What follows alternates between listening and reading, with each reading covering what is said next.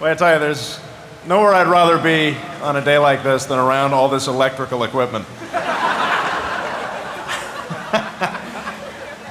Good afternoon, distinguished academics. My name is Seth MacFarlane.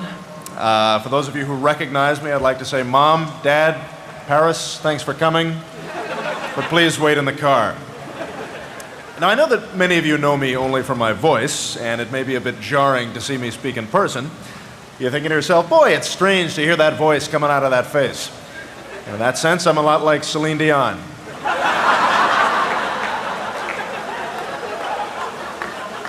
I'm not calling her silly looking, but if you meet her in person, I'll give you $1 if you can find her nose.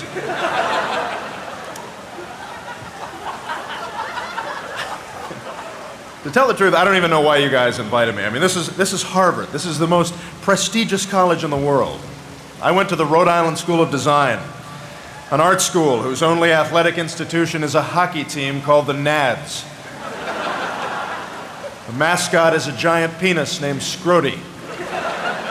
Go to a game, I swear to God, I'm not making that up. Harvard has created brilliant throngs of doctors, lawyers, authors, scientists. I created a TV show where a vaudeville-era barbershop quartet sings a song about AIDS. Your grandchildren will boast impressive salaries and trust funds. My grandchildren will owe money to the FCC. But one thing we do have in common is the glittering jewel that is New England. Like many of you, I hail from this great region, Connecticut to be precise. And while I treasure my formative years in the land of chowder, lobster, and gonorrhea, yeah, that's 2 STD jokes in the first 5 minutes. I should have proofread this thing. I am here to tell you about the place I live now, the real world. There's no dress rehearsal, no take-home tests, no rough drafts. If you unconstitutionally wiretap people's phones, you will be taken down. If you shoot someone in the face with a shotgun, you'll reap the consequences. If you illegally invade a sovereign nation to secure oil interests and assuage a personal vendetta, you'll be reelected. But I'm not here to bludgeon you with my political beliefs. I'm not here to slam current, former, and undeserving celebrities. No, I'm here because I have great love and respect for this fine establishment. You see, it was always a fantasy, no, a fetish of mine to be a Harvard student. So for the last 4 years, I have secretly been living amongst you. Eating in your dining halls, attending your classes, sleeping with your women. And in a tragic case of miscommunication, sleeping with Lawrence Summers. Although, God bless him, the man has the hands of a prison doctor.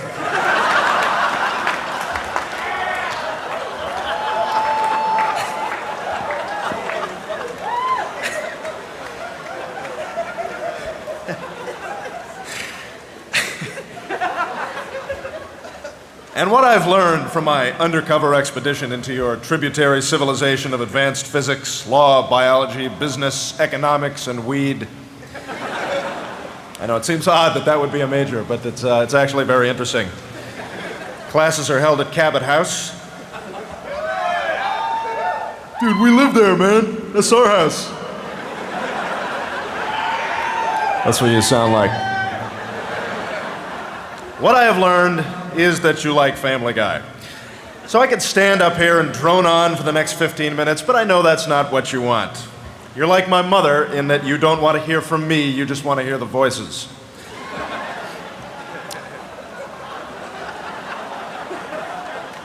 So I'd like to turn things over to my colleague from TV Land to offer you his perspective on your progress. Greetings, citizens of Harvard.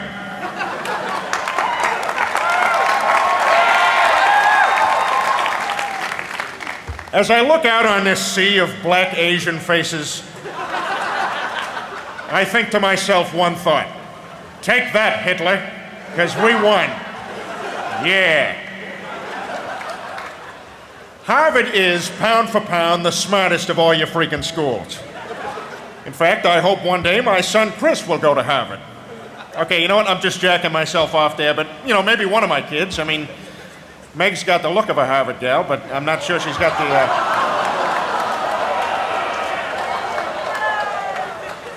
not sure she's got the brains going on. She'd probably do better at one of those real lesbian colleges like Smith or Yale. Now, I know all of you stuffier types are probably thinking, who the hell does Peter Griffin think he is, preaching to us? He didn't even finish college. Well, I can drink a case of Budweiser in 10 minutes flat. So stuff it up your darkers, Mr. Wadsworth Douchington V. But the rest of you seem like stand-up guys and girls. And tomorrow, you smart kids are going to be sitting there in your cool caps and gowns, looking like that owl on the Wise potato chip bags. I see you out there thinking, pondering, pontificating, using words like subterfuge, fuselage, and MSNBC.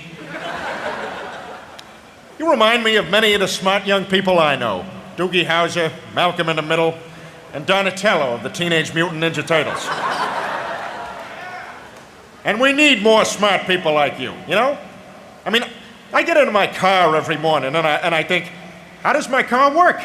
What makes it move? I get in this thing and it just goes? How the hell does that happen?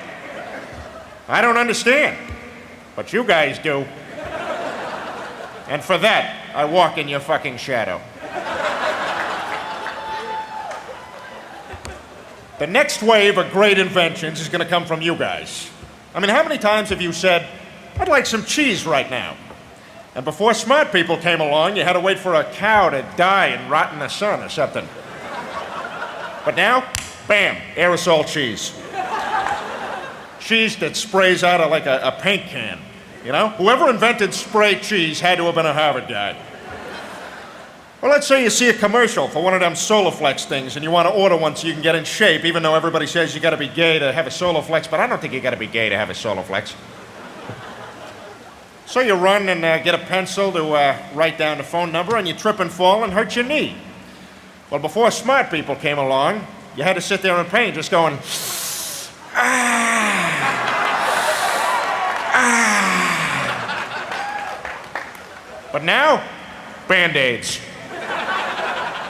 Had to be a Harvard guy. You know, I never stood in front of so many smart people before. Who knows? Sitting out there in our audience may be a future president of the United States. And when he's elected, you'll say, that guy? Barry? The guy who walked down the hallway freshman year with his nuts hanging out? He's the president now? The guy who crapped his pants at the Fly Club? And he didn't even go home after that? He sat there and had 4 more beers? And then he went home with that chick from Amherst? The guy who passed out in the showers and then we wrote all over his face with magic marker? And he walked around for 2 days with the faded word douchebag written on his forehead and he had no idea? I used to pee in that guy's shampoo bottle. And now he's president? The American people just elected President Peahead? But at least you guys will have the goods on him. You can call him up and say, hey, President Peahead, I peed in your shampoo, so make me secretary or something. And it'll turn out that peeing in some guy's shampoo bottle was the best career move you ever made. That's how life works sometimes. I like to think there are no dumb ideas. But listen, as smart as you kids are, don't get too high and mighty.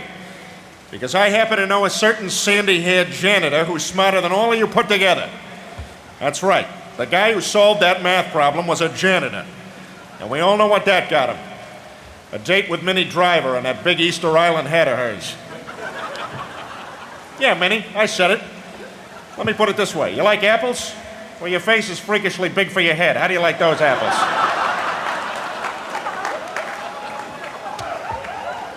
Man, that movie sucked. So I know most of you will be shipping off to fight the war in Iraq.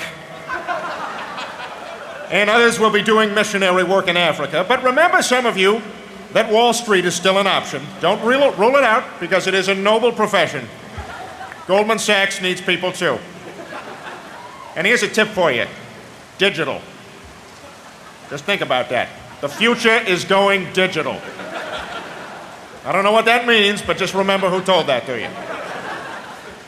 Well, that's about it for me, because I got to run. TBS is showing that episode of Different Strokes where Arnold and Dudley get inappropriately touched by the guy from WKRP in Cincinnati.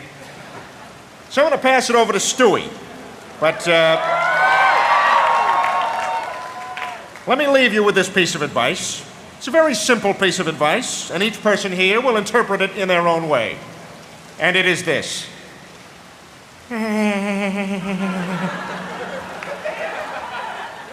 Good day to you.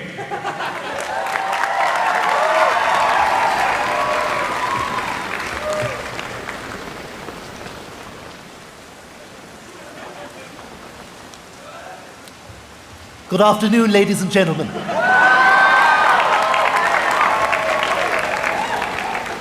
It is indeed an honor to address the denizens of the hallowed grounds of Harvard, where boys can be boys, girls can be girls, and those in between can create student groups to feel better about their lack of romantic options. So, it's one day before graduation. That's one more night to get that roommate to kill himself so you can get straight A's. You might want to remind him how he never got laid and how these were the best years. Tap him on the shoulder and remind him that his parents didn't come today, and if worse comes to worse, push him out the goddamn window.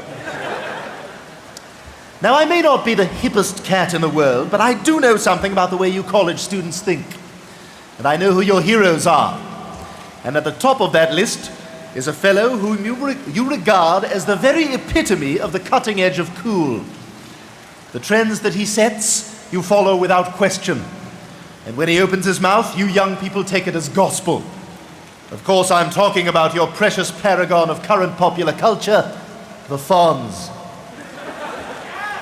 Well, let me tell you this, he doesn't know everything. He drives a motorcycle, which is incredibly dangerous. He wears his trousers too tight, which inhibits sperm production. And friends, if you hit a jukebox with your fist, you're just going to break it. So suffice it to say, I know how your minds work. And I know what you're thinking on this day of your advancement into adulthood. You're wondering to yourselves, what can I expect from the outside world? Will I find my niche? What should I know about the vast territory that lies beyond the confines of my little subculture of textbooks, ramen noodles, coin-operated laundry, and TV shows that seem to think they can skate by with random jokes about giant chickens that have absolutely nothing to do with the overall narrative? The boys at South Park are absolutely correct. Those cutaways and flashbacks have nothing to do with the story. They're just there to be funny. And that is a shallow indulgence that South Park is quite above. And for that, I salute them. But to my point, what is out there? Well, I can't tell you all the correct paths to traverse, but I can tell you some things to avoid. Number one, don't get a tattoo of a Chinese character on your fanny if you don't understand the language. Tattoo removal services are making a killing off of people's stupidity because little Miss Individuality walks into the tattoo parlor and gets an Asian symbol she thinks means spiritual woman, but that she later finds out means sugar substitute. Number two, don't be taken in by idiotic popular songs that profess to be deeper than they are. Last year, Gwen Stefani released a little ditty entitled Hollaback Girl. A few weeks later, she was asked during an interview, "What does Hollaback Girl mean?" To which she replied, "What do you think it means?" So apparently, each one of us is invited to create our own translation for what she is saying to us. My translation is, hey Stewie, it's Gwen. Would you please send me a bird flu sandwich?"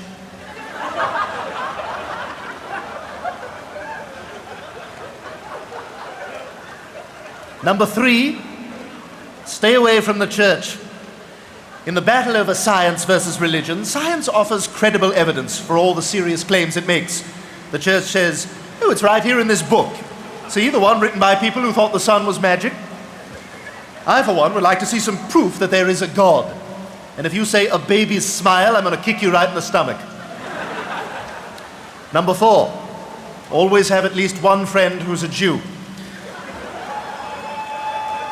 Number five,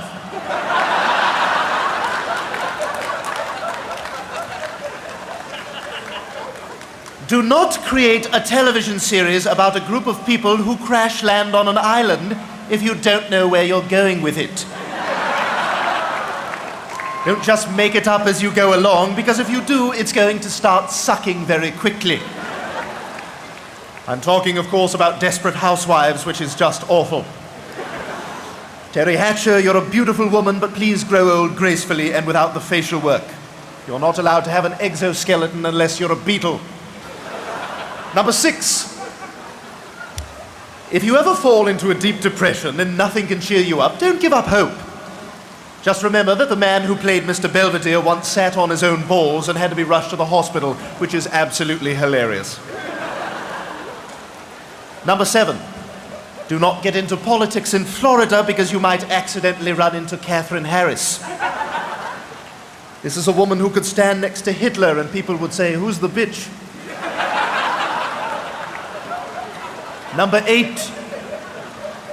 Do not wear a wool cap indoors in the middle of the summer unless you are either a douchebag or Colin Farrell.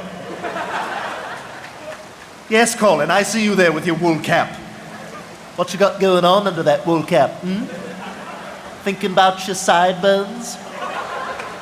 Oh, it looks like you've got a little rip in your jeans there, too. Yeah, that's rebellious. Yeah, you're a bad boy. Society wants those genes to be intact, but you'll have none of it, will you? But you know, looking out there into the audience, I see so many bright young faces, poised and ready to thrust themselves into the very hearts of America's political and financial institutions and seize control of the levers of power at any cost. Some would call you elitist, overprivileged, and preening with a snotty sense of entitlement. I call you my base.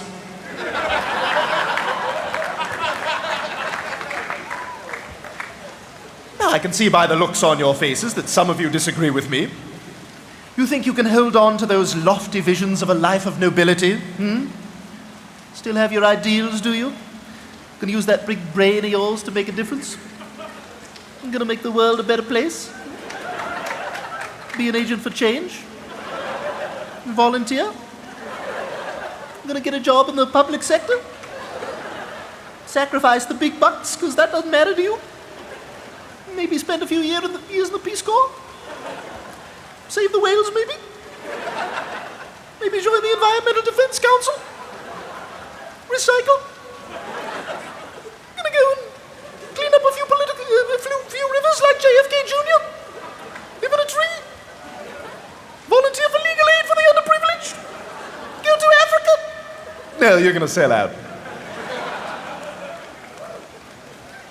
And now, brave graduates, I shall pass the verbal baton to our final speaker. Gentlemen and co-eds, I would like to wish you all a good giggity and to tell you it is an honor to be standing before you today at this fine establishment. I feel a tremendous sense of accomplishment being here because I've banged chicks in every school in the Ivy League except Harvard. You are by far the toughest to get into.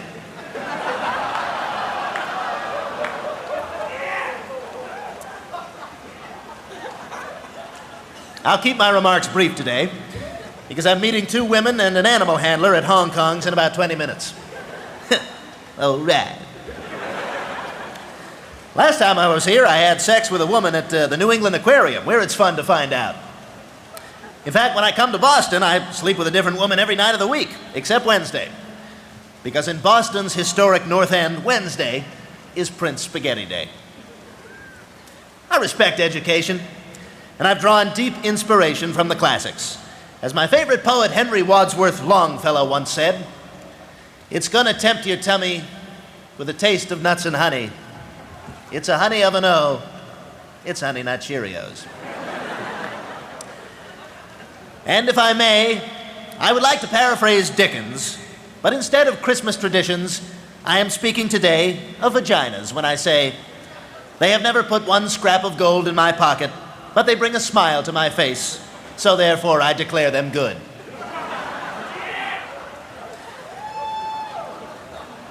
If there is one message I can leave you with this afternoon, it is this.